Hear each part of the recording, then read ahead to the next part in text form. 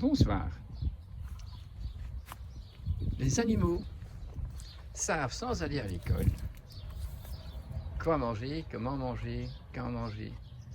Tout ça est écrit dans leur code génétique et s'exprime grâce aux leçons que font les adultes du troupeau, du groupe.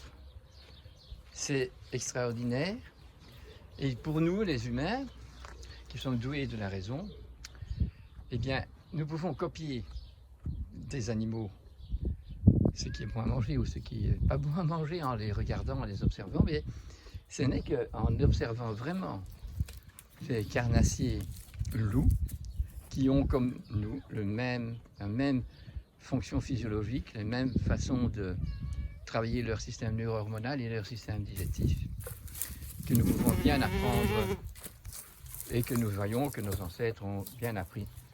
Comment, dès qu'ils avaient domestiqué le soleil par le fourneau et par la flamme dans la cuisine, qu'ils étaient devenus des artistes, comme un pianiste qui sait quelle note il faut faire et qu'est-ce qu'il faut mélanger pour arriver au maximum.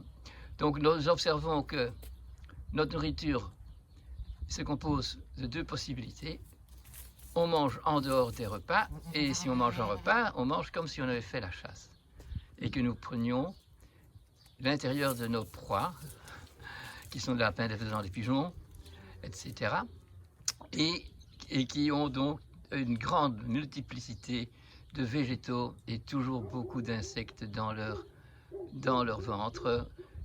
Tout est là broyé, fermenté à 45 degrés pendant 2, 3 ou 4 jours. Et tout augmente donc tout le temps en vitamines, en biodynamie, tandis que quand on cuit, bien sûr, nous perdons certaines valeurs. Alors que faire pour rattraper les valeurs perdues? Eh bien ça c'est connu depuis toujours. Il nous faut simplement ajouter, quand le repas est prêt, des huiles d'olive, des huiles de germe de blé, des huiles de poisson, du persil, de l'ail, de l'huile à l'ail. Toutes ces choses-là sont à ajouter puisque quand nous cuisinons, nous augmentons, comme font les lapins et les faisans et les pigeons, nous augmentons la digestibilité par le broyage et par la fermentation et la cuisson à 45 degrés pendant longtemps.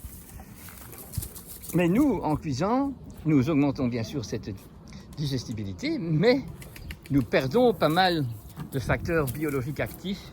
Cette biodynamie est quand même fameusement dommagée par la chaleur du four ou de notre casserole.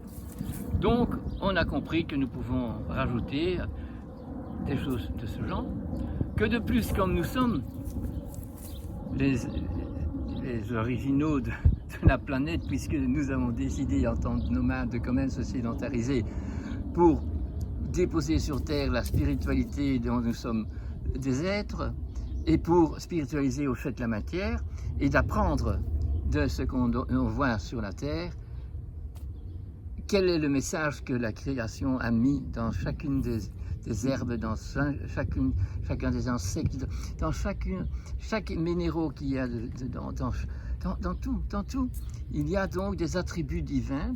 Toute chose individuellement est un attribut, toute race est un attribut divin qui vient au fait nous permettre de comprendre quel est son rôle et quel rôle nous pouvons copier pour que ce monde reste dans cette harmonie.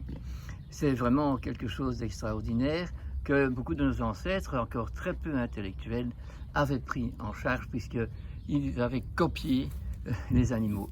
Tout était un peu homéopathique, en similitude avec l'animal. C'est sûr qu'après un certain temps, nous nous sommes tellement soi-disant développés, c'est-à-dire que nous sommes devenus stéréotypés par un commerce et par une industrialisation, et depuis lors, donc les gens d'aujourd'hui n'ont plus jamais pensé, n'ont jamais vu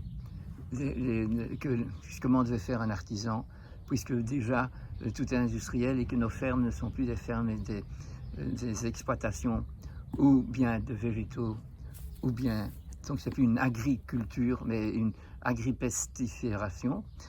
Ce n'est plus un élevage où on élève, et ne nous rend plus élever les animaux dans la relation qu'ils doivent avoir avec les plantes et dans une corrélation de continuité, de recyclage et d'élevage qui peut se passer dès que nous avons mis nos animaux dans des demeures, comme nous avons construit des maisons, des demeures, au début peut-être que des huttes, mais maintenant c'est des bunkers en béton. Ça, c'est donc une déviation très grave pour notre santé au niveau des ondes que nous empêchons de se relationner avec nous dans notre demeure. Donc nous avons vraiment dévié terriblement. C'est à nous maintenant de s'en rendre compte et de comprendre pourquoi nous avons perdu tant d'immunité.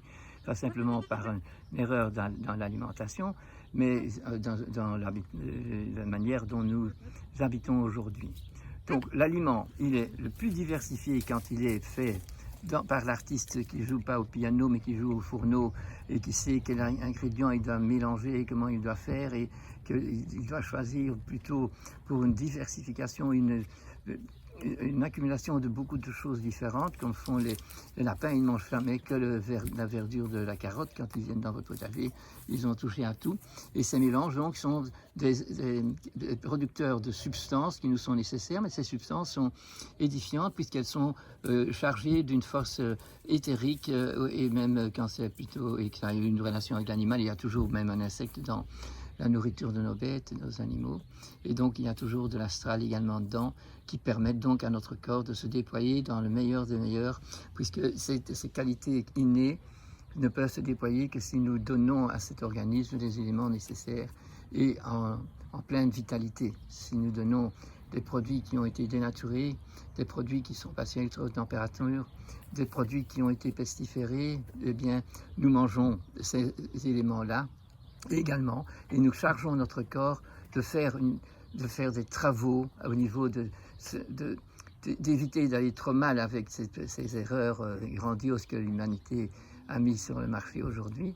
Et de ce fait, quand on est occupé à réparer la porte arrière de la maison, ben on n'est plus devant et on ne voit plus ce qu'il y a devant. Donc il y a une perte donc des capacités sublimes que les organismes ont quand ils sont des mammifères très élevés comme nous, comme les carnacés supérieurs, qui ont une manière circadienne jour après jour.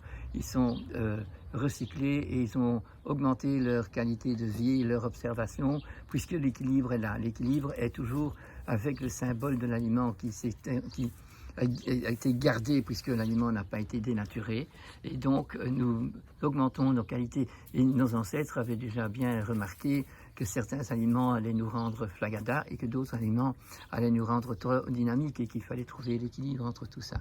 Et c'est toutes ces choses-là que nous devons apprendre aujourd'hui et savoir que c'est pas si difficile, qu'il y a toujours eu des artisans. Avant, c'était même les seules choses qui existaient puisqu'il n'y avait pas moyen d'acheter des saloperies, il n'y avait pas de micro-ondes, il n'y avait pas de plaques à induction, qui sont des moyens à la maison de dénaturer. Et donc si vous avez des bonnes choses, vous avez été chassé un animal tout à fait en parfaite santé et que vous le préparez dans un micro-ondes ou bien sur une plaque à induction, voilà que vous détériorez le bon produit que vous avez à la maison. Voilà, il faut se rendre compte qu'aujourd'hui, on ne se rend pas compte. On ne se rend pas compte. Moi, quand je commence ma pratique en 1976, partout qu'on va voir, les gens sont très sympathiques avec le docteur, avec le vétérinaire, et donc ils proposent, si vous voulez boire quelque chose, docteur. Alors au début, ils disaient, vous voulez un jus d'orange? Et bien, je voyais qu'il y avait des oranges et il fallait attendre 5 à 10 minutes avant que le jus d'orange soit fait. Donc on recevait des bonnes choses. Un peu plus tard, docteur, vous voulez un jus d'orange? Ben, je dis oui. Alors ils sortent du frigo une espèce de brique de produits stériles dénaturés, et alors je dis mais non, c'est parfois difficile au début de dire non. Quand je vois qu'il y a un pot de fleurs à côté, ben je dis ok, ben, quand madame ne regarde pas, ben voilà que le pot de fleurs il a bu le poison, puisque aujourd'hui on appelle un jus d'orange un produit qui n'est pas du tout du jus d'orange, et que l'humanité ne s'en rend pas compte aujourd'hui. L'abrutissement que nous avons eu, nous savons que si nous prenons une orange et que nous en pressions le jus, nous le buvons assez rapidement. Souvent on ajoute même un peu de jus de citron pour avoir plus d'antioxydants, pour que ça conserve sa vitalité plus longtemps. Et le travail que nous avons fait avec amour, avec respect, va faire que nous aurons un boom de vitamines, puisque nous ne devons pas mâcher, et cette énergie que nous prenons directement soluble va faire que le boost d'énergie nous met en éveil le matin, par exemple, ou n'importe quand on a fait du sport. On ne peut pas oublier tout ça. N'oubliez pas non plus que quand vous avez perdu de la potasse parce que vous avez transpiré, parce que vous avez travaillé, ben alors c'est très bien de boire de l'eau pure, non, qui vous purifie, non, prenez une bonne douche, ça c'est très bien, mais vous plongez dans la belle et la propre eau, si ça existe encore quelque part, par exemple, les pamplemousses sont reconnus comme étant très riches en potasse. Alors si vous ajoutez à vos jus de pamplemousse fait fraîchement de l'eau, eh chaque molécule d'eau ajoutée va pénétrer beaucoup plus dans notre organisme et amener la réconversion de tout ce qui est potasse, qui est emmagasiné quelque part dans notre corps et qui redevient disponible. Les choses étaient donc très simples. Le tout maintenant, c'est que si on veut s'élever et retrouver quelque chose de sain, il faut renoncer à tout ce qui n'est pas sain. Et pour pouvoir le faire, il faut savoir ce qui est sain, ce qui est élevé, ce qui est bon, et il faut savoir ce qui n'est pas bon. Alors là, c'est facile de dire non, je ne prends pas votre coca, parce que ça, d'emblée, je sais que c'est pas bon. Mais à votre anniversaire, je vais bien être content que vous avez un bon champagne, ou bien façon champenoise faite autre part, mais qui a été bien mis en évidence, puisque le champagne, il a fait comme il faut, par des artisans et pas par des grandes marques qui font leur champagne plus dans des fûts en chêne, mais qui le font dans de l'aluminium à la surface d'en haut, et donc dans des hangars, si vous voulez. Nous n'avons non plus le respect de la qualité. Et donc ce champagne qui est brillant, presque la couleur du soleil, et qui pétille et qui est gardé au frais pour fêter par les bulles l'anniversaire de quelqu'un, par exemple, ou le mariage, ou quoi que ce soit, à garder ce symbole. Tandis que maintenant, tout d'un coup, au lieu d'être doré comme le soleil, comme le reflet du soleil, nous avons du coca qui est noir, mais qui est pétillant. Et, il est pétillant. Et il ne contient pas d'alcool, mais il contient tous des trucs qui sont malsains. C'est plus un médicament qu'une boisson de santé. Et donc, voilà qu'aujourd'hui, nous voyons le président, au lieu de boire du champagne, il boit du coca. Et nous voyons que maman boit du coca. Alors comment voulez-vous que l'enfant qui a grandi avec papa qui ne fume pas du bon tabac parce qu'il n'y est pas initié, et maman qui n'est pas initiée à savoir quel était le bon champagne et qui boit du coca, eh bien les enfants vont faire la même chose et d'un automatisme, ils deviennent dépendants de ces choses-là. Ce qui est donc vraiment trop dommage. Je souhaite vraiment que cette vidéo vous permette d'avoir envie de faire le chemin de l'artisan, de la découverte des beautés que la nature nous offre, et que surtout, beaucoup de nos ancêtres, nous ont fait découvrir, parce qu'eux sont partis de la jungle, ils sont arrivés dans des zones de notre belle terre, où ils ont découvert ce qui était typique à chaque endroit, à chaque terroir. Donc ça, c'est aussi quelque chose que nous devons savoir. Nous sommes nomades, donc nous pouvons manger des choses qui ne sont pas directement de notre terroir, mais nous devons certainement tenir compte que nous devons faire fructifier notre terroir pour que ces valeurs soient extériorisées, et que donc la planète elle-même, à ces endroits-là, c'est comme chaque organe de notre corps qui travaille pour le bien de soi-même, mais dans le but d'un bien-être commun. Le bien-être doit être donc voulu pour l'ensemble, et pour ça il faut que chaque partie soit améliorée et puisse s'élever et s'améliorer à chaque fois. Vous avez compris que quand vous avez des bonnes habitations pour vos animaux, vous aurez donc du fumier, puisque vous avez toujours de la bonne paille qui va faire séparer les sels qui sont durs, qui sont plutôt sèches, des liquides qui sont nos urines et qui vont passer à travers la paille.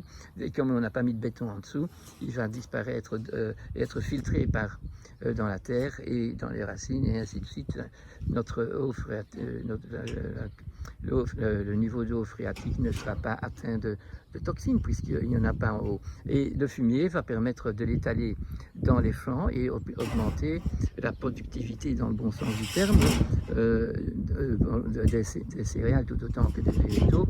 Et donc d'année en année, nous avons une amélioration qui remonte et qui remonte et qui remonte, qui s'élève et qui s'élève et qui s'élève. Voilà, c'est un peu un message. Je ne vais pas le tirer plus longtemps parce qu'il y a de quoi méditer à ce que je viens de dire, et d'aller à la découverte des choses que nous avons perdues. Savoir par exemple qu'on fait des confitures ou qu'on fait du sirop pour l'hiver parce qu'on a décidé de rester dans ces contrées-ci, et bien que ça doit se faire dans des casseroles en cuivre et pas dans de l'inoxydable, ou sinon nous n'avons pas les bons mariages qui se font, qu'on doit prendre des choses qui viennent de la betterave, puisque la betterave sucrière qui pousse chez nous, elle est faite pour que les millions d'individus qui habitent ici puissent avoir donc leur sirop de sureau, leur sirop coin qui sont les deux fruits les plus chargés de vitamine B, anti-béribéri, de vitamine C, anti-scorbut. Voilà, on redécouvre ça.